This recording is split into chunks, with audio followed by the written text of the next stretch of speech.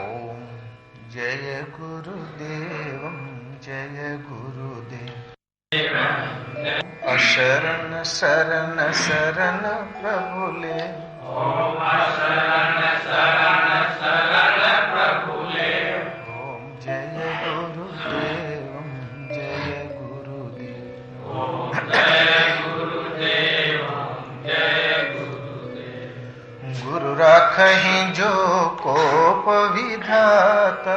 गुरु राखहि जो कोप विधाता। गुरु रूठे नहीं को जग त्राता। गुरु रूठे नहीं को जग त्राता। गुरु के वचन प्रति तन जाहि। गुरु के वचन प्रति तन जाहि। सपने हूँ सुख मन सुख सिद्धि ताहि। सपने हूँ सुख मन सुख सिद्धि ताहि। ओम जय गुरुदेव जय गुरुदेव। ओम जय गुरुदेव जय गुरुदेव।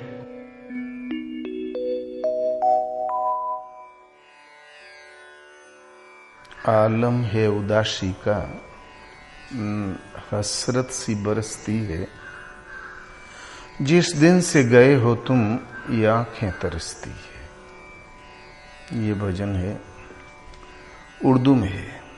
जब तक कोई चमत्कार नहीं मिलता, भगवान की तरफ से कुछ उनकी महिमा की झलक नहीं मिलती, तब तक हृदय से श्रद्धा जागृत नहीं होती, लगन नहीं लगती। इसी आशय का एक भजन है।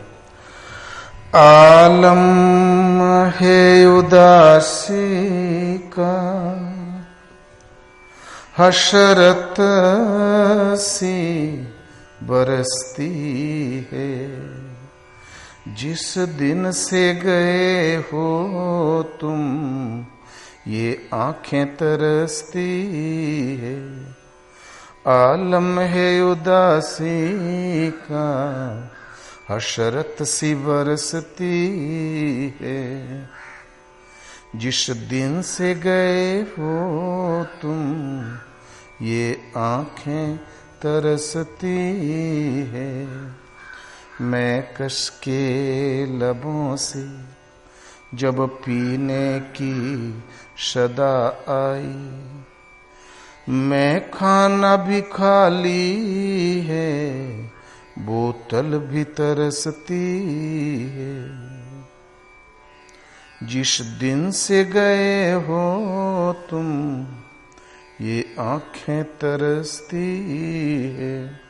मैं कस के लबों से जब पीने की सदाई। मैं खाना भी खा ली है, बोतल भी तरसती है। तुम्हें खाने के अंदर ही रहने दे मुझे साकी। मैं खाने के बाहर तो एक आग बरसती है। जिस दिन से गए हो तुम ये आंखें तरसती है। मैं सहरे खामोशी से गुजरा तो सदा आई। मैं सहरे खामोशी से गुजरा तो सदा आई। आहिस्ता चलो लोगों, दीवानों की बस्ती है। आलम है उदासी का, हशरत सी बरसती है। दुनिया की हर निगाहें जहरीली है नागन सी। दुनिया की हर निगाहें जहरीली है नागिन सी। मैं दूध पिलाता हूँ फिर भी मुझे डसती है। आलम है उदासी का, अशरत सी बरसती है। जिस दिन से गए हो तुम, ये आंखें तरसती है। एक जेल के सिपाही थे, नाम था ठाकुर राम सिंह। वो इतने सत्संग प्रेमी, रामलीला और सत्संग के, अयोध्या के पास का मामला जहीं कथा हो वहीं पहुंच जाया करें।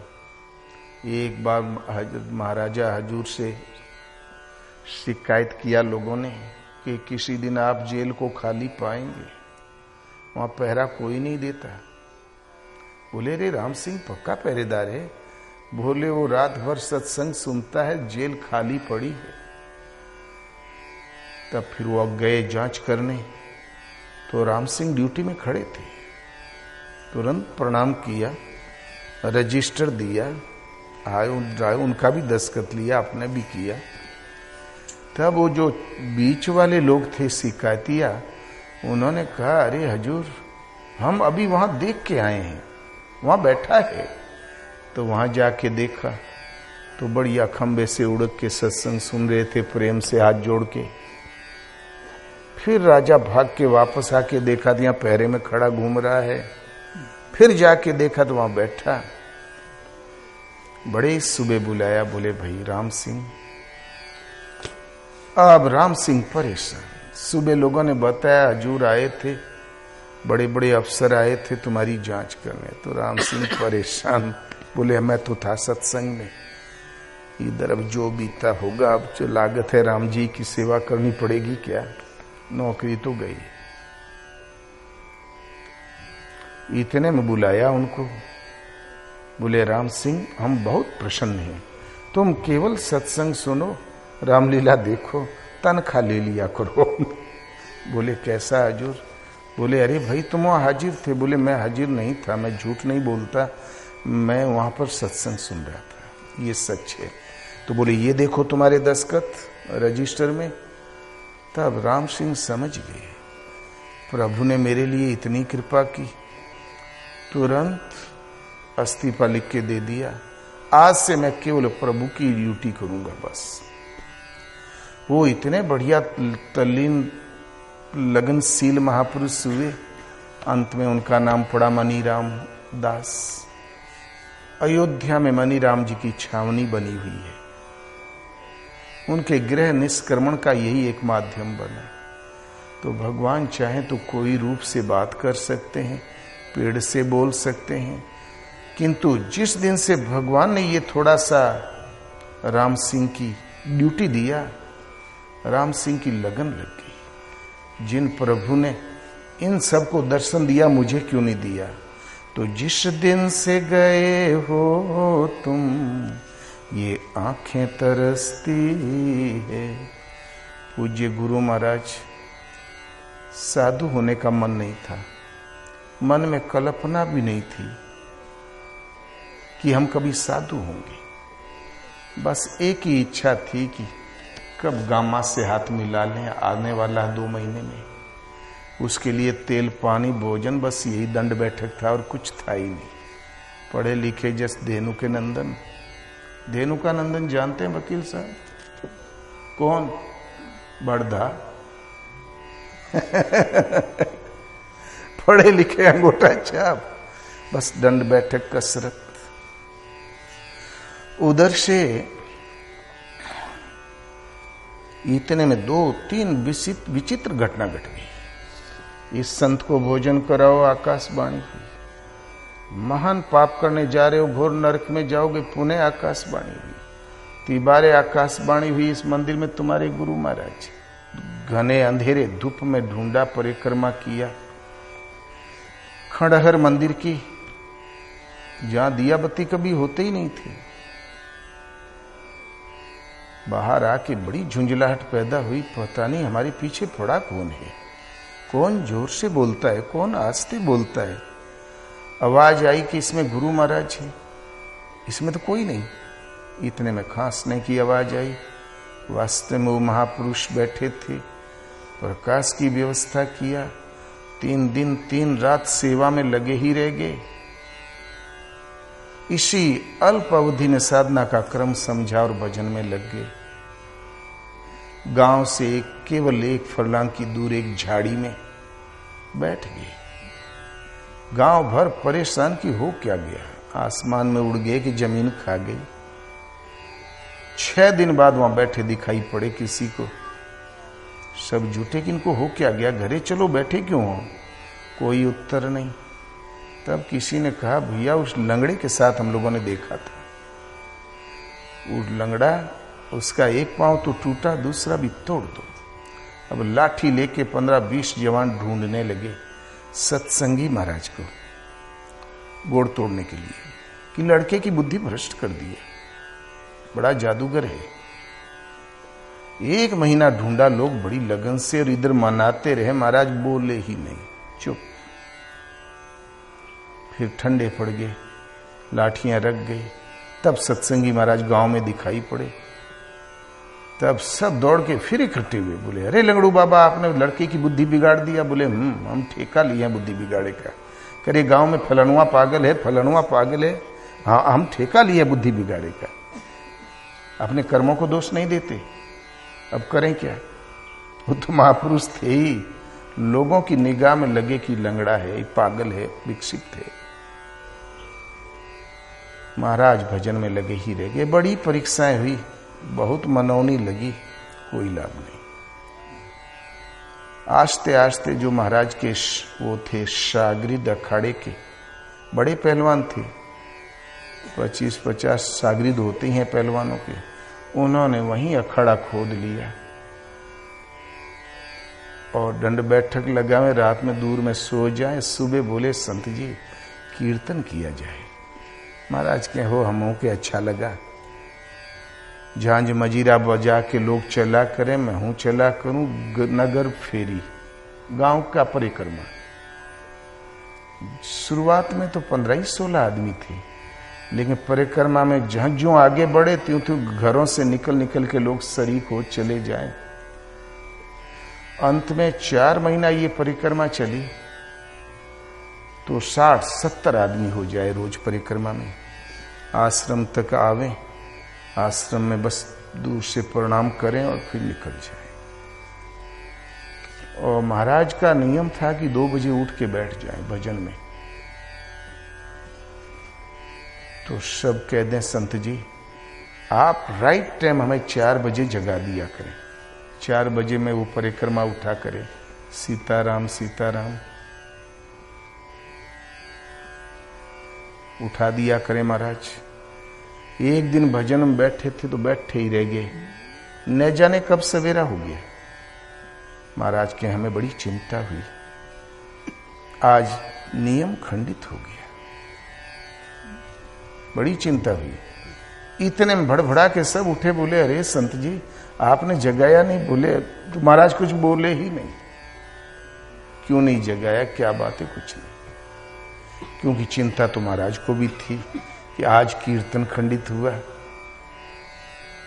इतने में गांव से लोग आने लगे, बोले, संत जी किस रास्ते से निकल गए हो, और कोई रास्ता है भी तो नहीं। बड़ी बढ़िया मधुर धुन सुनाई दे रही थी कीर्तन की, एकदम करीब। हम उठ के खटिया से तैयार हुए कि बस आवे तो शरीक हो जाए। किस रास्ते से निकल गए आप? तो महाराज कहें कि हम सोचें कि हम तो गए ही नहीं थे। ये व्यंग्य में कुछ कह रहे हैं। इतने में 2, 4, 6, 10, 15 आदमी जुट गए, बोले, हमने भी सुना, हम भी तैयार थे, हम भी तैयार थे। तब महाराज समझ गए, अरे भगवान ऐसा भी कुछ कर सकते हैं, मंडली बन के कीर्तन भी करा सकते हैं। बोले, भाई आज से कीर्तन नहीं होगा, ये भगवान इतने महान है तो मैं अब उनका केवल चिंतन करूंगा, हृदय का कीर्तन। बस महाराज विक्षिप्त और उन्मत्त की तरह रहने लगे। लोगों ने कहा पागल हो गए, स्क्रू लूज है, कोई कहे टीबी हो गया है, घड़ी टल रही है, जब न मर जाए। किंतु एक बार ये आवाज महाराज के कान में पड़ी तो महाराज ने भगवान से पूछा, प्रभु ये लोग ठीक कह रहे हैं कि टीबी हो गई, ये मर जाएंगे। तब भगवान ने कहा तुम निश्चिंत रहो, तुम लगे भर रहो, इन्हें जो कुछ कहते हैं कह लेने दो, तुम लगे भर रहो। महाराज निर्द्वंद हो गए एकदम, ये भगवान की सह मिल गई। किंतु जिस दिन से कीर्तन कर दिया उस दिन से महाराज बिल्कुल एकदम उन्मत्त होकर चिंतन में लग गए कि प्रभु में इतना सामर्थ्य तो मैं क्यों न उन्हीं का दर्शन करूं। आंखें तरसती है, तरस ऐसा प्राय होता ही है। सूरदास थे तो जन्म के छिनार, करोड़पति का इकलौता लड़का। इकलौता लड़का, एक आंख बड़ी खतरनाक होती है, वो सुधर भी सकता बिगड़ भी सकता, कोई ठीक नहीं। दुलार जो होता, अति दुलार बिगाड़ देता है। तो वो पत्रियों कोठों पे नाच देखें, एक बार पत्रिया को छुरा मार दिया, फांसी पे चले गए। उसकी स्त्री पतिव्रता थी, उसने छुड़ा भी लिया। बोले उस पत्रिया को भला ये क्यों छुरा मारेंगे, मैंने मारा, हमारे पति को आजीवन बरगला रखा, मेरे सहन के बाहर था इसलिए मारा। सूरदास छूट गए, वृंदावन का रास्ता पकड़ लिया, करोड़ों रुपए एक पत्रिया को दे दिया। आज उसने मुझे ठुकरा दिया। किस्सा लंबा, हम संक्षेप कह रहे हैं। और जिसको हमने सदैव जूतियों में रखा, उस अब मैं खाली हाथ कौन सा मुंह दिखाऊं। चलो प्रभु की शरण में चल दिए वृंदावन। रास्ते में एक नगर सेठ, वो भी करोड़पति था, बहुत धर्मात्मा, कोई उस रास्ते से भूखा प्यासा नहीं जा सकता था। संत महात्माओं को कुटीर बनवा देना, कंबल लोटा दे देना, भोजन कराना, उसके 15-25 आदमी घुमा करते थे। कोई साधु महात्मा भूखा रूखा अभ्यागत जरूरतमंद कहीं कष्ट न पाए, तुम लोग लाओ, बांटो, खिलाओ। सूरदास को भी लोग ले गए और वो सुबह 10 बजे फांसी से छूटा रहा और 12-2 बजे पकड़ गया। सेठ के धर्मात्मा सेवक लोग ले गए। तब सेठानी जब भोजन लेके आए तो पतुरिया दिखाई पड़ने लगी उसको। बोले अरे हमने तो छुरा मार दिया था, तुम जिंदी हो या उसी की बहन हो, वो जन्म भर का कुकर्मी। तो बोले हम भोजन नहीं करेंगे। बोले भोजन नहीं करेंगे महाराज, इस दरवाजे से कोई संत बगैर जूठन गिराए आज तक गया ही नहीं। आप जैसे भी हो आप कृपा करें, प्रसाद ले लें, कुटिया बनवा दें, जो हुक्म हो। तो बोले हम विश्राम करेंगे सेठान जी के कक्ष में रात्रि भर, तब भोजन करेंगे। तो सेठान और सेठ ने परामर्श किया, भगवान परीक्षा लेते हैं क्या? तो रक्षा करना भगवान का काम, हमारा नहीं। बोले चले महाराज, आप प्रसाद तो पावें। जहां सेठान चांदी का थाल लेके पहुंची तो फांसी का फंदा लटकता दिखाई देने लगा सूरदास को। बोले अरे एक औरत की वजह से फांसी, एक औरत ने फांसी से छुड़ाया, फिर भी ये दुष्ट चित्त फिर उधर ही भाग रहा है, ये सब दोष इन आंखों का है। बोले माताजी जरा सुई डोरा लावे। तो सेठान ने सोचा लगता है भगवान हृदय में बैठे हैं इनके।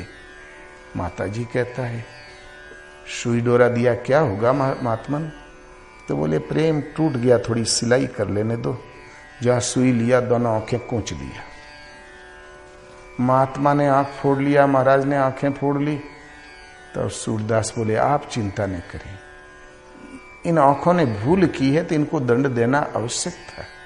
जो परमार्थ पथ से हमें भटकाए, उस एक इंद्रिय के बिना जी लेना भी श्रेष्ठ करे यदि वो गड्ढे में गिराती हो तो।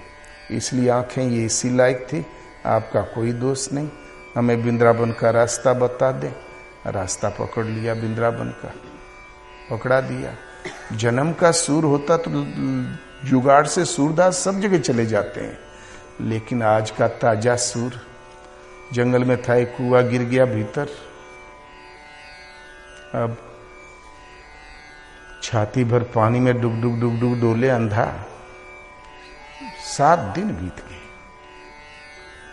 अब केवल हे मुरारी हे गोविंद, हे मुरारी हे गोविंद, जय श्वास बची उतनी श्वास तो मैं प्रभु में लगा दूं।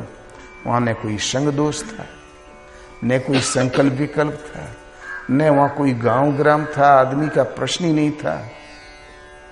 अब भगवान है भगवान। इतने में एक हाथ, बच्चे का एक हाथ पहुंचा। बोले बाबा यहाँ क्या कर रहे हैं, ले वो हाथ पकड़ो।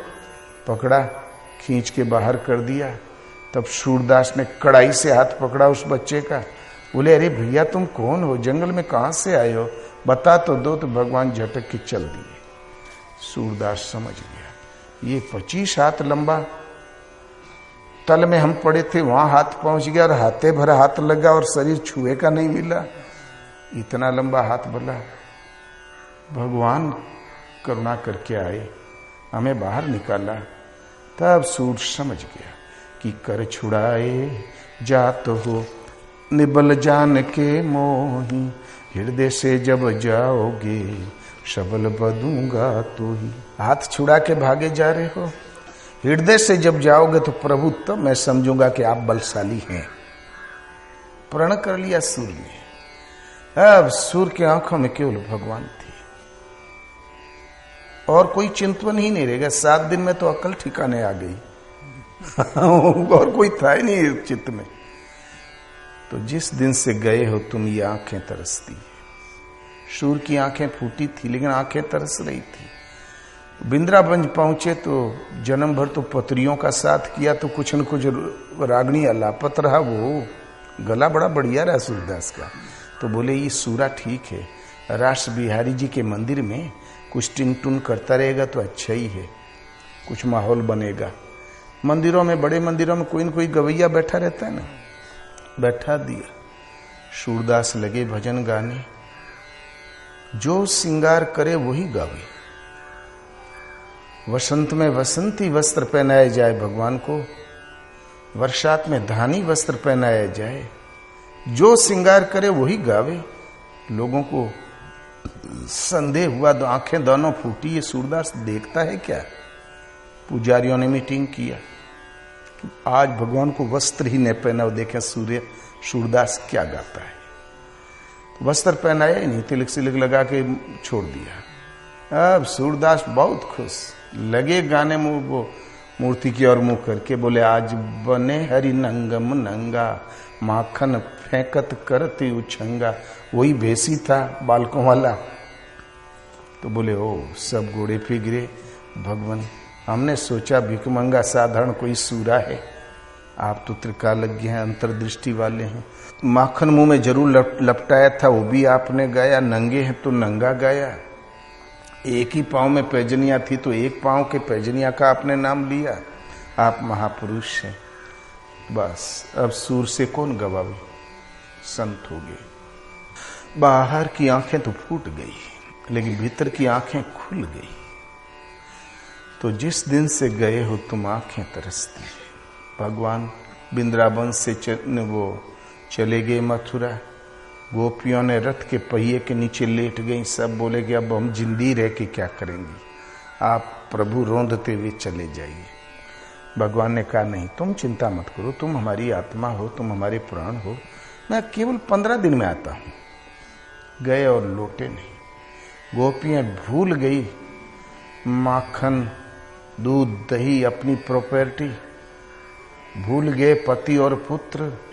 कृष्ण के विरह में, करील के कुंजों में, शांत में रात और दिन केवल हे कृष्ण कीर्तन कर रही थी राधिका के संरक्षण में। जिस दिन से भगवान वृंदावन छोड़ा उस दिन से वो विकल हो गई, विक्षिप्त हो गई एकदम। और केवल एक चिंता। एक बार देवर्षि नारद पहुंच गए तो बोले अरे देवर्षि आप तो भ्रमणशील है, कहीं हमारे कन्हैया को देखा? बोले हाँ देखा, मैं वहीं से आ रहा हूं। कैसे हैं हमारे कन्हैया?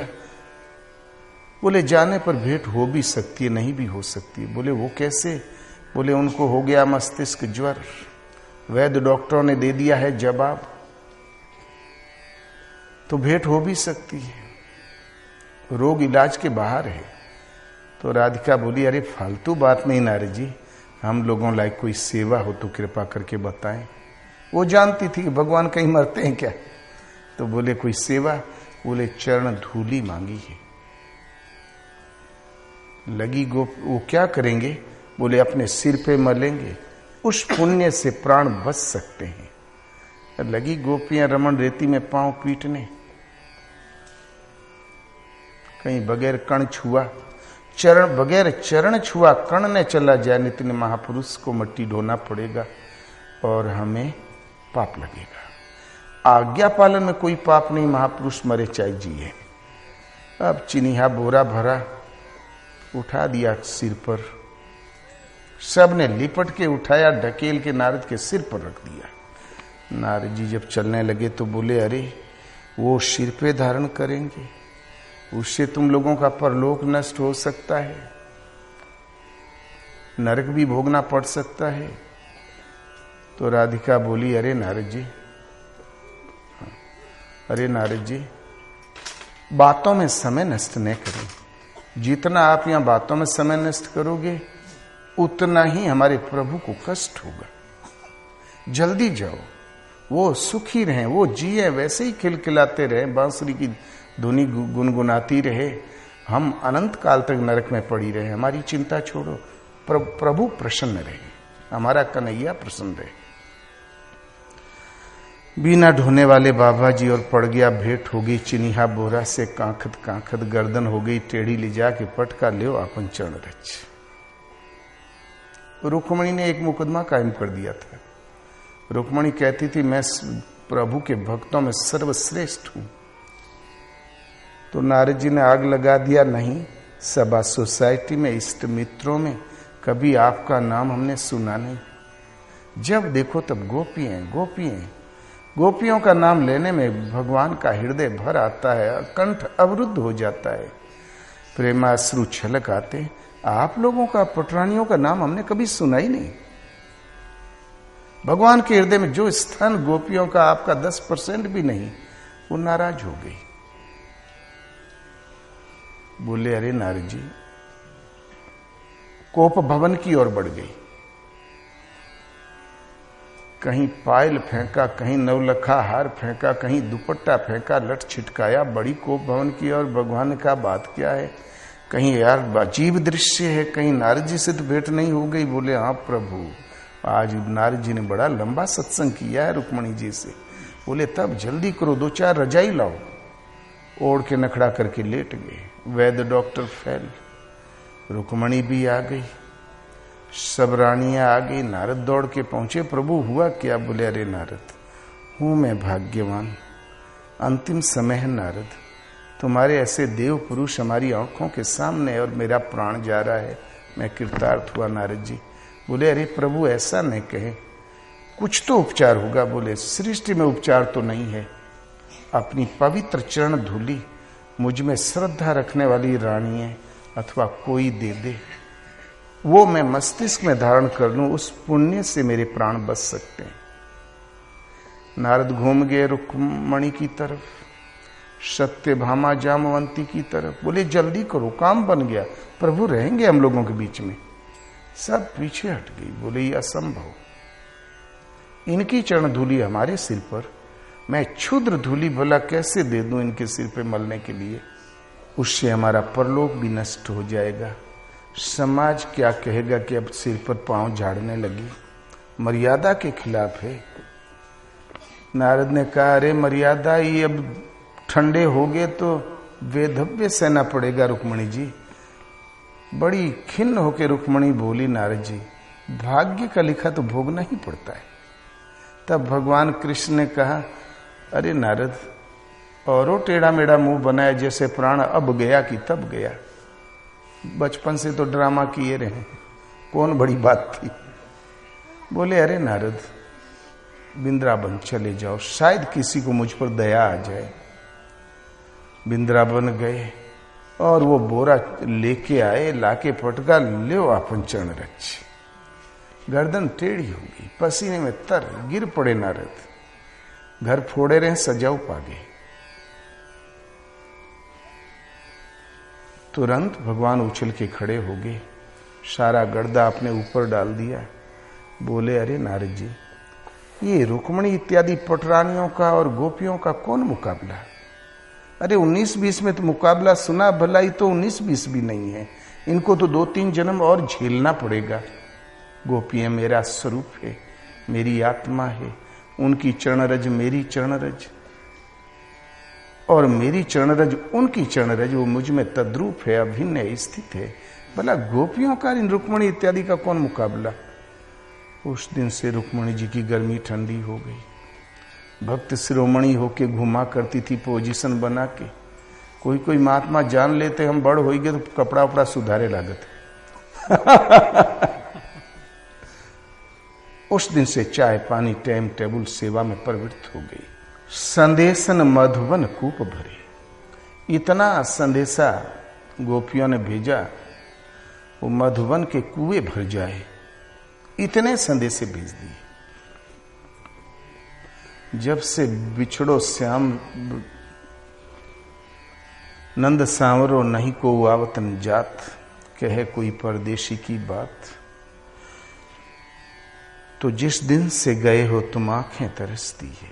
एक बार भगवान अपना करिश्मा दिखा के, अपना परिचय करा के, थोड़ा सा साधक को अपनी ईश्वरीय विभूति का भान करा दें, तो फिर केवल साधक उन्हें चाहेगा। सृष्टि में ऐसा कुछ भी नहीं कि उसे भटका दे। तो जिस दिन से गए हो तुम ये आंखें तरसती है। और जब तक भगवान की तरफ से कुछ भी प्रेरणा प्राप्त नहीं होती, कुछ चमत्कार नहीं मिलता, तब तक साधक अंधेरे में मारा हुआ तीर है भी कि नहीं भगवान। एक संदेहास्पद भक्ति, किंतु जहां प्रमाण मिल गया तो उसके बाद में केवल भगवान को चाहेगा वो। उमा राम प्रभाव जिन जाना, तिन्हि भजन तजी भावने आना। प्रभु जो आंखों से एक बार अपनी विभूति का परिचय करा के जब हट जाते हैं, तो साधक में त्रिलोक की संपत्ति भी रख दो तो ताकेगा नहीं, छुएगा नहीं। गोपियां प्रॉपर्टी भूल गई, लड़के भूल गए, पति भूल गए, सब कुछ भूल गई। कृष्ण के विरह भर था उनके हृदय में। एक दिन साधारण गोबर पाथने वाली ग्वाली ने कृष्ण के सर्वोपरि भक्तों की लिस्ट में आ गई। रुक्मिणी जो राजरानियां, वो राजकुमारियां थी, वो धूल चाटती रह गई। भगवान भाव, वहां श्रद्धा की कीमत होती है। और जहां प्रभु का कुछ भी चमत्कार मिला तो फिर एकदम उदासीनो गतव्य था। आलम है उदासी का, हशरत सी बरसती है। आलम माने भीड़ भाड़, एकदम संसार के आरोह अवरोह से अलग, उदास। संसार से तो उदास है, लेकिन भीड़ रहती है प्रभु के विरह की, वेदना की, अनुराग की, देवी वृत्ति का प्रवाह रहता है अंतःकरण में। अंतःकरण की दो वृत्तियां हैं, देवी संपद, आसुरी संपद। आसुरी संपद अधोगति और नीची योनियों में भरमाती है। देवी संपद परम श्रेय को दिलाती है, प्रभु का धाम दिलाती है। तो ये अधोमुखी प्रवृत्ति प्रकृति की ओर ले जाती। ये भीड़ सब में रहती है, कभी ये सही की कभी वो सही। किंतु भगवान जब थोड़ा सा अपना परिचय दे देते हैं, उसके बाद में संसार से तो उदास, फिर केवल उनके प्रभु के विरह की वेदना, उसके अरमान उमड़ते रहते हैं, उसके संकल्प विकल्पों की लहर उठती रहती है। ये एक भीड़ भाड़ रहती है। आलम है उदासी का, उदास, किसी में कोई आसक्ति नहीं, लेकिन हृदय में एक प्रभु के विरह की वेदना रहती है। हसरत सी बरसती है। चित्त जब प्रकृति के द्वंद्वों से उपरांत शांत प्रवाहित हुआ, तो हाँ, हसरत माने कृपा होती है। हम जो इच्छा करते हैं उसकी पूर्ति होने लगती है, भगवान की कृपा बरसने लगती है। किंतु ये उदासी भली प्रकार साधक के हृदय में संसार से एकदम उदासीनता कब आती है? जब भगवान कुछ अपना परिचय दे दे। तो जिस दिन से गए हो तुम ये आंखें तरसती है, जिस दिन से शूर का हाथ छुड़ा के गए, गोपियों को आश्वासन दे के गए, आंखें तरसती ही रहेगी। वो संसार भूल गई, संसार में उनके पकड़ने लायक कुछ बचा ही नहीं, आंखें तरसती रहेगी। मैं कस के लबों से जब पीने की सदाई, मैं कस माने शराबी होता है, पियक्कड़। एक तो शराब होती दुनिया में जो पीते हैं, लेकिन भजन एक नशा है, ये एक खुमारी है। सभी नशे संसार के उतर जात पर भात, नाम खुमारी नानका चढ़ी रहे दिन रात। संसार के सारे नशे बहुत सवेरे फिर उतर गया, फिर ढूंढने लगते हैं विक्षिप्त की तरह, पागल की तरह। लेकिन नाम एक ऐसी खुमारी है, ऐसा नशा है, चढ़ी रहे दिन रात। न रात चैन न जागत में सुमिरन करे, शोभत में लौलाए, सूरत डोर लागी रहे, तार टूट ना जाए। जागत में सुमरन, सोवे में लो लगाओ, सूरत की डोरी लगी रहे, क्रम न टूट जाए। भजन एक नशा है, भजन एक खुमारी है। और ये नशा भी तब चढ़ता है जब भगवान का कुछ चमत्कार देखने को मिल जाए। फिर केवल वो उन्हें चाहेगा जो भजन करने वाला। तो मैं कश के लबों से जब पीने की सदा आई, पीने की आवाज आई, उसके ओठों से जब मैं अवश्य प्राप्त करूंगा, मैं केवल भजन ही करूंगा। जब ये ईश्वरीय नशा, भजन की खुमारी प्राप्त करने की जब आवाज आई, तो मैं अवश्य प्राप्त करूंगा। तो मैं खाना भी खाली है, बोतल भी तरसती है। तो मैं खाना खाली, और नशा तो मिल जाएगा बाजार में, शोरूमों में, शराब की दुकानों में। लेकिन ये भजन वाली, भजन की जागृति बगैर सदगुरु के कभी किसी को नहीं मिली, होता ही नहीं। पूज्य महाराज जी से लोग पूछें, बोले महाराज संसार के सारे दर्शन शास्त्र पलट दिया हम लोगों ने। जो दर्शन शास्त्र पर शोध करते हैं उनकी थीसिस भी पास हम ही करते हैं। द्वैतवाद, अद्वैतवाद, विशिष्टाद्वैतवाद सारी अलग अलग छांट के रख दिया, किंतु साधन नहीं समझ में आता, भजन नहीं समझ में आता। तब महाराज कहा करें हो, सब बात सब कोई जानते हैं, 2-2 पैसे में वेदांत और लिखते भी जा रहे हैं, किंतु साधन एक ऐसी वस्तु है जो लिखने में नहीं आती, वाणी से कहने में नहीं आती, किसी अनुभवी महापुरुष के द्वारा जागृत हो जाया करता है। भजन लिखने में आता ही नहीं, न वाणी से जो हम कह रहे हैं इससे भी नहीं मिलेगा। जिसकी श्रद्धा से डोरी लग गई, अनुभवी महापुरुष सदगुरु, उनके अनुसार टूटी फूटी साधना पार लग गई, उन महापुरुष से जहां श्रद्धा की डोरी लगी तो भजन जागृत हो जाएगा। उनके द्वारा किसी किसी अनुरागी के हृदय में ये भजन, ईश्वर प्राप्ति वाला साधना जागृत हो जाया करती है। ये कहने से नहीं आती, लिखने में नहीं आती। भगवान राम से लक्ष्मण ने एक प्रश्न कर दिया, बोले प्रभु सुख का उपाय क्या है? भक्ति और पंचवटी में थे, ये 5-7 प्रश्न किया, प्रभु सुख का उपाय क्या है? पंचवटी की कुटिया तैयार थी, प्रभु हरि चर्चा चल रही थी। भारत के आपके पूर्वज, हर जोतने वाले भी पूर्वज, जब दोपहर में पेड़ के नीचे बैठे तो बैठ के हरि चर्चा, प्रभु चर्चा, भजन विधि, केवल ये चर्चा ही होती थी भारत में। विदेशों में कौन पार्टी है, कौन साला कहाँ गया, किसको कैसे पलट दें, कौन खड़ियंत्र करें, यहाँ ही था ही नहीं, केवल भजन की चर्चा। भगवान लक्ष्मण ने पूछा, प्रभु सुख का स्रोत क्या? भक्ति तात अनुपम सुख मूला। हे लक्ष्मण, अनुपम सुख की मूल तो भक्ति है। तो लक्ष्मण ने पुनः नमन किया, प्रभु मुझे प्रदान कर दें। बोले सीधा तो मैं भी नहीं दे सकता, मिले ही जो संत हो ही अनुकूला। मिलेगी तभी जब संत अनुकूल हो। संत का मिलना पर्याप्त नहीं, जब वो अनुकूल हो तभी मिलेगी।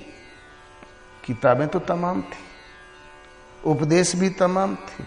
उपदेश तो भगवान भी कर रहे हैं, किंतु भक्ति जो हृदय से अंतःकरण से जो जागृति है, बगैर किसी तत्वदर्शी सदगुरु ऐसा जहां प्राप्त होता वो होता है सदगुरु का दरबार, गुरु का द्वार।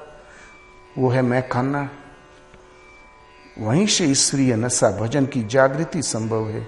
मैं कस के लबों से जब पीने की सदा माने आवाज आई कि अवश्य प्राप्त करूंगा, तो मैं खाना भी खाली है, बोतल भी तरसती है।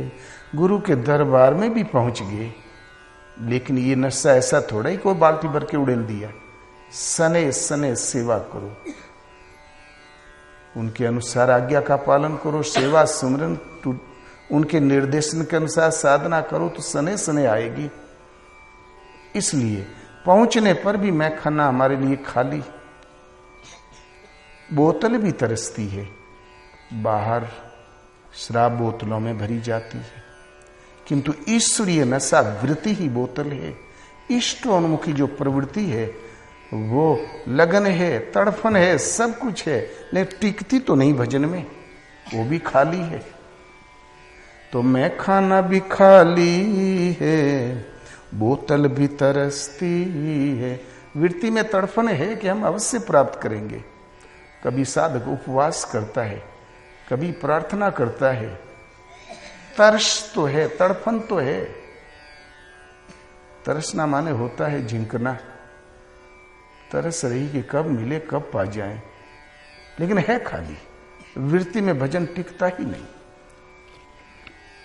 तब हम करें क्या? तब हमारी प्राप्ति कैसे हो? तो मैं खाने के अंदर ही रहने दे मुझे साकी।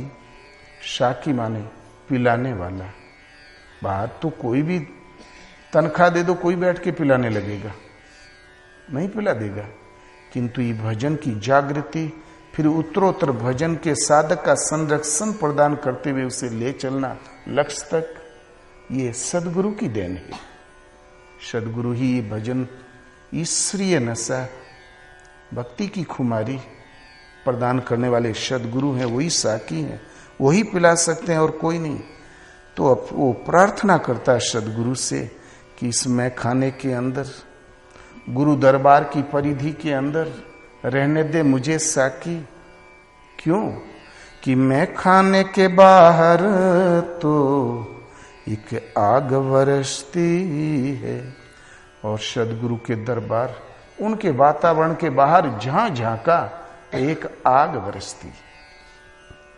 क्या है? लोभ, मोह, राग, द्वेष, आशा, तृष्णा, लिप्सा की एक लपटें उठती रहती है, ज्वालाएं भड़कती रहती है। मन करी विषय अनल बन जरही, हो ही सुखी जो यही सर पर ही। मन रूपी हाथी विषय रूपी दावा नल में रात दिन झुलसता रहता है। सुखी हो जाए यदि इस भक्ति रूपी जल में अवगाहन कर ले। मैं खाने के अंदर ही रहने दे मुझे साकी। सदगुरु से निवेदन करता, हमें कम से कम पड़ा रहने दो दरवाजे पर। मैं खाने के बाहर तो एक आग बरसती है। एक काम पूरा हुआ, दूसरा तैयार, तीसरा तैयार, चौथा तैयार, बुढ़ोती आ गई जबरदस्ती। नहीं है ऐसा। एक त्रितापों की ज्वाला की लपटें उठती रहती है, कोई न कोई ताप पीछा करता रहता है। देहिक, देविक, भौतिक तापा, ये तीन ताप या देहिक होगा, देविक होगा, या भूत प्राणी समुदाय एक दूसरे के टकराव से होगा। बाहर तो एक आग बरसती है।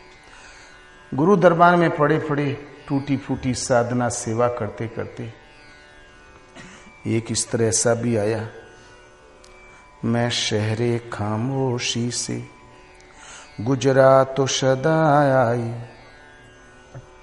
शहर और खामोश, शहर में तो कोलाहल होता है, शहर माने नगर होता है, अंतःकरण में भीड़ लगी है। कभी कभी एक माता जी आती बॉम्बे से, कहती महाराज जब भजन करने बैठते हैं तो मन बतियावत बहुत है। पहले नहीं बोलता, भजन में बैठो रोटी सेको तो नहीं बोलेगा, और जहां भजन में बैठो तो मन बतियावत बहुत है। एक और माता जी आई, बोले महाराज आप प्रणवा भड़भड़ावा करे थे। एक भीड़ लगी है, अंतःकरण में अनंत संस्कारों की रील छिपी हुई है। जब जिसका नंबर आता है पिंड रूप में फेंकता रहता है, जिस संस्कार का नंबर आता है वो संकल्प के रूप में उभड़ कर बाहर आ जाता है, अकल्पित आवाजें आने लगती है, चिंतवन जो हमने नहीं सुना वो भी। तो यहाँ भीड़ लगी हुई अंतःकरण में, लेकिन सदगुरु के दरबार में मैं खाने के अंदर ही रहते बन गया तो वृत्ति शांत प्रवाहित हो चली। तो ये नगर भीड़ भाड़ से भरा, भले बुरे चिंतवनों का उद्वेग चल रहा था, एक लहर चल गई, बवंडर चल रहा था, वो शांत हो गया। जहां वृत्ति शांत प्रवाहित हुई, आज वो शहर पहले भीड़ थी, कोलाहल था, अब शांत प्रवाहित हो गई वृत्ति। तो जब मैं शहरे खामोशी से अर्थात शांत वृत्ति की अवस्था से गुजरा तो उस स्तर पर आवाज आई, भगवान की तरफ से सावधान करते हुए आवाज आई, सदा आई कि आहिस्ता चलो लोगों, दीवानों की बस्ती है, आहिस्ते चलो, संभल के चलो। इसका मतलब वृत्ति शांत प्रवाहित है, इसका मतलब ये नहीं कि हम कुछ पा गए हैं, इसका मतलब केवल इतना है कि अब साधना पकड़ में आ गई है, ध्यान लगने लगा, बात इतनी है। ध्यान हमारा उद्देश्य नहीं है, ध्यान की परिपक्व अवस्था काल में जो लक्ष्य प्राप्त करना हमारा उद्देश्य वो है, जब तक न मिले तब तक आहिस्ता चलो लोगों, सचेता अवस्था में चलो लोगों, जागरूक होके चलो। क्यों? ये दीवानों की बस्ती है, चित्त शांत प्रवाहित है। तो इसका मतलब एक लक्ष्य के चिंतन में है, विरही, अनुरागी, दीवाना, मतवाला एक ही इकाई है। ये जब चित्त वृत्ति शांत प्रवाहित हो तब फिर साधक को और भी सावधान होकर चलना चाहिए, क्योंकि ये दीवानों की बस्ती, एक प्रभु के पीछे लौ लगाने वाले विरहियों की बस्ती है। ये विरही का ही चित्त शांत प्रवाहित होता है, एक प्रभु को लेके उसी में डूबता हुआ चलता है। ये गुरुजी ने कहा बेटा पेड़ पे चढ़ जा, शिष्य को चढ़ गया चोटी पर, बोले और चढ़ जाए, तो और चढ़ गया, बोले और चढ़ जाए, तो एकदम नोक पर पहुंच गया आज्ञाकारी और अपने ध्यान में बैठ गए। वो कांपता हुआ, चक्कर आ रहा था, इतना ऊंचा पेड़ था, कांपता हुआ घुसकत पकड़त बड़ी कड़ाई से पकड़ते हुए सावधानी से आया नीचे। एक 10 फीट रह गया तो गुरुजी बड़ी जोर से चौके, भजन बंद करके बोले सावधान, खूंटी पकड़ ले, पांव चिपका और सटके चल और सावधान। आस्ते आस्ते नीचे उतर गया। तब आके प्रणाम किया गुरु महाराज। वहां जब मैं गिरने लायक था तब तो आंख मूंद के बैठे रहो अब जब खाली 10 फीट रह गया तो सावधान, खबरदार, खूंटी पकड़, पांव जमा।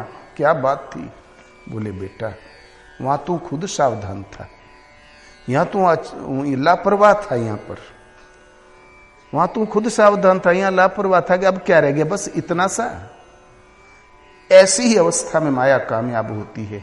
छोरत ग्रंथि जानी खगराया, विघ्न अनेक करही तब माया। माया देखती कि बेटा हमारे चंगुल से निकला जा रहा है, बंधन छूटने वाला है, माया की ग्रंथि कटने वाली इस जीव की, ता विघ्न अनेक करही तब माया। एक नहीं अनेक विघ्न उपस्थित करती है। कल बल छल करी जाहि समीपा, अंचल बात बुझावहीं दीपा। वो कल करेगी माया, छल करेगी, बल करेगी, हर हालत में करीब पहुंचेगी नष्ट करने के लिए। फिर भी बेटा नहीं फंसा चंगुल में, तो एक सूक्ष्म दाव और चलेगी कि रिद्धि सिद्धि प्रेरही बहु भाई, बुद्धि लोभ दिखावहीं आई। वो रिद्धियां प्रदान कर देगी, यहां तक कि सिद्ध बना देगी। सिद्ध माया कभी नहीं बनाती।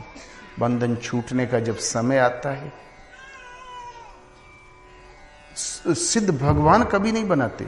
बंधन छूटने का समय आता है तो माया ही थोड़ा चारा फेंक देती है। ऐसी स्थिति वाला साधक बाजू से गुजर भर जाए तो श्वास बंद हो गई हो तो लौट आएगी। भले लौट आवे, उसका स्वरूप वही है, उसका स्तर वही है। किंतु जहां बाबा जी ने सोचा हमारे पराक्रम से हो गया, माया कामयाब हो गई। कुछ दिन खूब होगा ये टुटका, बहुतों की सांस लौट जाएगी, उसके बाद में कहीं कुछ नहीं। छूटी न ग्रंथि मिटा सो प्रकाशा, बुद्धि विकल भई विषय बतासा। और जो थोड़ा बहुत चमत्कार मिला था वो भी खत्म और बंधन भी नहीं छूटा। इसलिए पातंजल बड़े अच्छे महापुरुष वे योगेश्वर, उन्होंने सुझाव दिया साधकों को, व्युत्थाने सिद्धिया।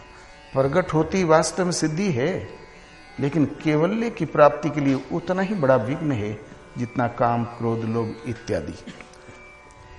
एक संत थे, 10 साल की अवस्था में साधु हो गए, और लेकिन बड़ा लगनी लड़का था। लोगों ने सोचा पागल। आधी उम्र बीत गई तो लोगों ने सोचा नहीं, ये हैं फकीर संत। और जब 75 साल उम्र हो गई तब परीक्षा की घड़ी आई। एक सहजादी, नवाबजादी कन्या, वैसा ही सौंदर्य, वैसा ही वेशभूषा, घोर जंगल में उनकी कुटीर के पास से गुजरी, खड़ी हो गई। ये रूप उन्होंने कभी नहीं देखा था। महाराज को दया आ गई, इसके साथ कोई है कि भटक के आ गई। कहीं पानी नहीं इस जंगल में, कहीं भटक न जाए, तो इसलिए न हो तो मैं इसको रास्ता बता दूं। ये जंगली कन्या तो है नहीं। बोले तुम कौन हो, तुम्हारे साथ कोई है? तो मुस्कुराई, पीछे हट गई। बोले कहाँ जाना, पूरे जंगल में भालू, चीता, शेर, नरभक्षी भी हैं यहाँ पर, और कहीं पानी भी नहीं, तुम भटक जाओगे, मैं रास्ता बता दूं। तो और मुस्कुराई, पीछे हट गई। महात्मा खड़े हो गए। वो चली लाड प्यार में पली है, मन बड़ है इसलिए दौड़ रही है। इसको जरूर इसको कोई शेर भालू खा लेगा, इसको मैं रास्ता बता दूं। दौड़े 1-1.5 किलोमीटर। वो फर नई लड़कियां उड़ चली जाए। अब 75 साल के बाबा कहां तक दौड़े? खड़े हो गए। बोले अब ससुरी मरे चाहे जिए, अब तो ये नहीं बताएगी। जहां खड़े हुए हताश होके कि बड़ी जोर से आकाशवाणी हुई, पूरी जिंदगी बड़े वेग से जन्नत की ओर भागा जा रहा था, वही व्यक्ति आज उतने ही वेग से दोजक की ओर भागा जा रहा है। आज से चौथे दिन तुम्हें नबूवत प्राप्त होने वाली थी। अरब के संत थे, उसी भाषा में बोल आवाज आई, आज से चौथे दिन तुम्हें अवतार की स्थिति प्राप्त होने वाली थी। जो आज जीवन परम धाम की ओर बड़े वेग से चला जा रहा था, वही व्यक्ति उतने ही वेग से आज नरक की ओर भागा जा रहा है। केवल 4 दिन बाकी थे तुम्हें पूर्णत्व प्राप्त होने में। बाबा जी को इतना गुस्सा आया, कुल्हाड़ी उठाया, पांव काट दिया। इन गरीब पांव का कोई दोष नहीं, दोष तो था मन का, वृत्ति का। वो दिखाई नहीं पड़ा, नहीं तो उसको भी काट देते। इसलिए हम आज की जानते हैं, आज क्या परिस्थिति, भगवान 10 दिन बाद क्या गुजरेगा उसको जानते हैं। तो दया बिनु संत कसाई, दया करी तो आफत आई। इसलिए जब थोड़ी दूरी रहे, 4 ही दिन बाकी थे, तो भगवान ने एक परीक्षा सूत्र फेंक दिया। परीक्षा में हल्के से कच्चे रह गए। उनकी भूल भी कुछ नहीं थी। किसी मरते हुए को सहारा देना तो कोई भूल नहीं है, लेकिन आकाशवाणी हुई, तुम भजन छोड़ के भागने लगे। इसलिए जब थोड़ी दूरी रह जाती है तो आहिस्ते चलो लोगों, आहिस्ता माने सूझबूझ से, सचेता अवस्था में जागरूक होकर लगो, चिंतन में और डूब के चलो। क्यों? ये अब जो तुम्हारी अवस्था है दीवानों की बस्ती है, ये विरही लोगों का स्तर है। इस अवस्था के पश्चात तुरंत लोगों को कभी स्वप्न में दिखाई पड़ेंगे महाराज, कभी कुछ अप्रत्याशित भीड़ घटने लगती है। इस पर कहते हैं तो दुनिया की हर निगाहें जहरीली है नागिन सी, मैं दूध पिलाता हूं फिर भी मुझे डसती है। दुनिया की हर निगाह इतनी जहरीली जैसे नागिन, मैं दूध पिलाता हूं फिर भी मुझे डसती है। महाराज के पास पहुंचे तो बोले महाराज मैं तो मर रहा हूं, अब प्राण संकट में, अब न बचे। 3 महीने से बुखार आ रहा है, मलेरिया बुखार उस जंगलों में बहुत। महाराज बोले सार पापी ई करे और भोगे बाबा जी बैठ गए। कर प्रणाम, पटक मुड़ी, खो विभूति, जब विभूति खाए तो छड़ी उठा के एक छड़ी मार दो, भाग पापी कहीं का। 2-4 खरी खोटी सुना दिया तो वो बेचारा सुकुड़ के बैठ जाए।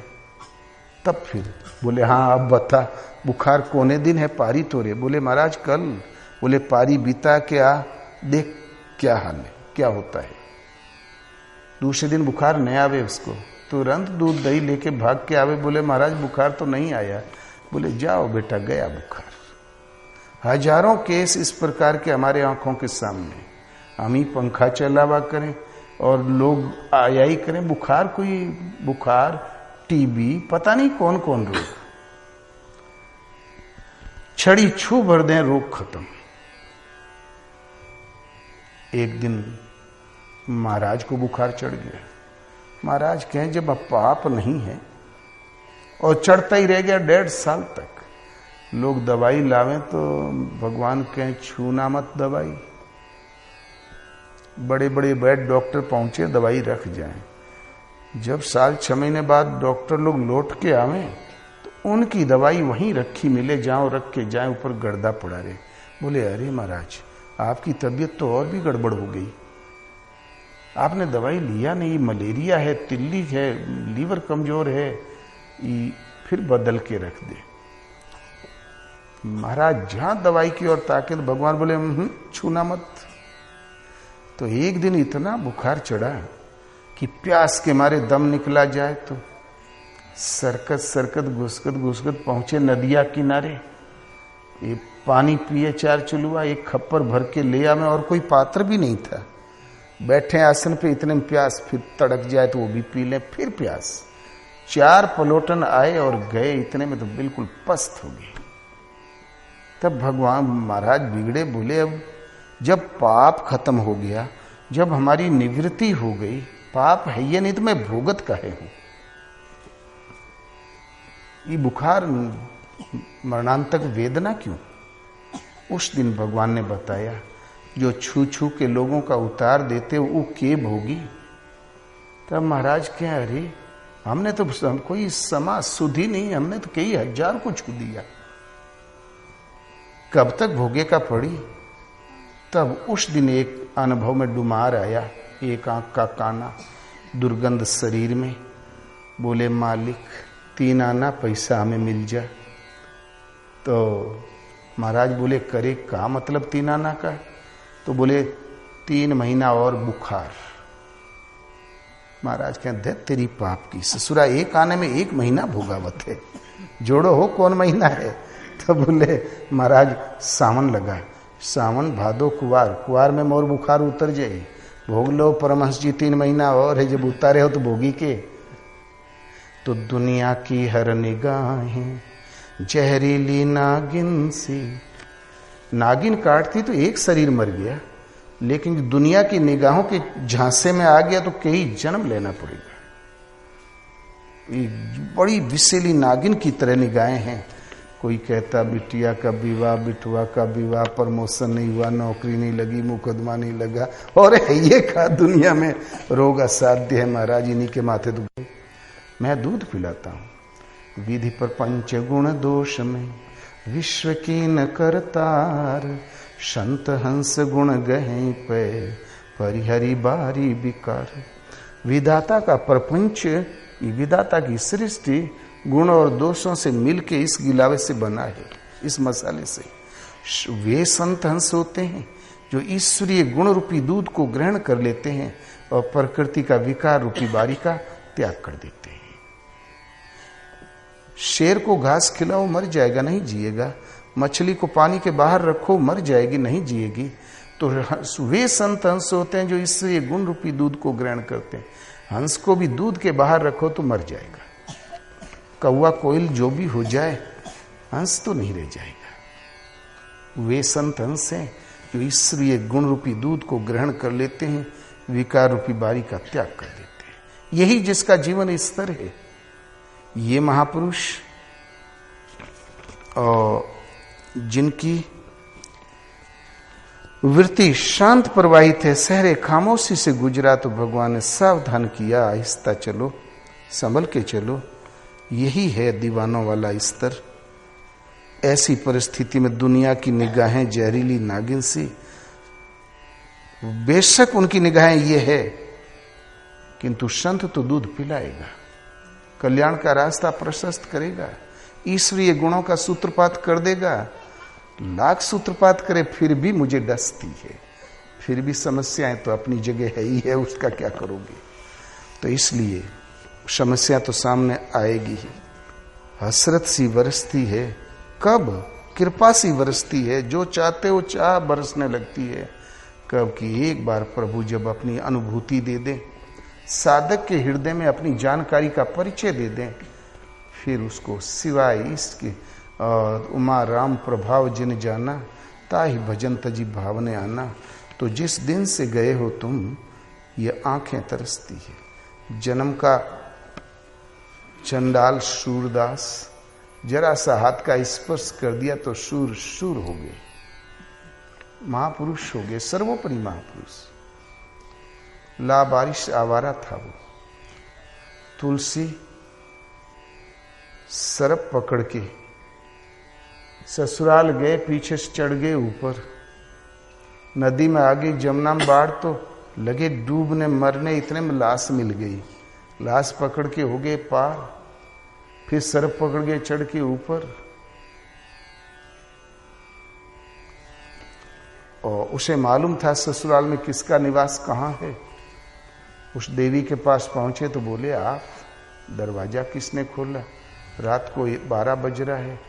बोले, प्रिय तुमने वो रस्सी लटका रखी थी, जब दिए से देखा रस्सी तो रहा काला नाग। बोले, नदी कैसे पार कियो? बोले, तुम्हारे पुण्य से एक लकड़ी मिल गई थी, लेकिन दुर्गंध बहुत थी। बोले, ओ 2 बार मरने से बचे हो। क्षुद्र हाड़ मांस का चमड़ा जो आज है कल नहीं रहेगा, मिट्टी में फूंका जाएगा। इस चमड़े में इतना मोह, इतना लगाव, आधा भी भगवान में होता तो बेड़ा पार हो जाता है। पहले तो तुलसी को समझ में नहीं आया, दोबारे झिड़का तब कुछ होश आया, तीबारे जब कहा तो बोले, अरे चुप चुप मत कहना कि तुलसी आया था। कूदे और भाग गए। तब से लौट के घर कभी नहीं गए। जा रहे थे काम की ओर, निकल गए राम की ओर। इसका मतलब जानते हो? शरीर में न काम है, न क्रोध है, न लोभ है, न मोह है, न भगवान है, वृत्ति में सब कुछ है। इसलिए इस वृत्ति की प्राप्ति के लिए संगत ही गुण होते हैं, संगत ही गुण जात, बांस फांस अरु मिश्री एके भाव विकात। इसलिए उत्तम संगत करो, और वो सर्वोपरि संगत सत्पुरुषों की है, वो पार लगी रही है। मति गिरती गति भूति भलाई, जब जय जतन जहां जय पाई, सो जानब सत्संग प्रभाव, लोकहु वेद आन उपाय। न लोक में कोई उपाय है, न वेद में। किताब रटने से कुछ नहीं मिलेगा। किताबों का सिरमौर वेद, वेद में भी कोई उपाय नहीं। जब कभी पाया है तो संत संग में पाया है। संगत करो, एक प्रभु में श्रद्धा स्थिर करके जो उन्हें पुकारता हो उस नाम का जाप कर। चलते फिरते उठते बैठते नाम याद आया करे, बस तब सोने में सुहागा है।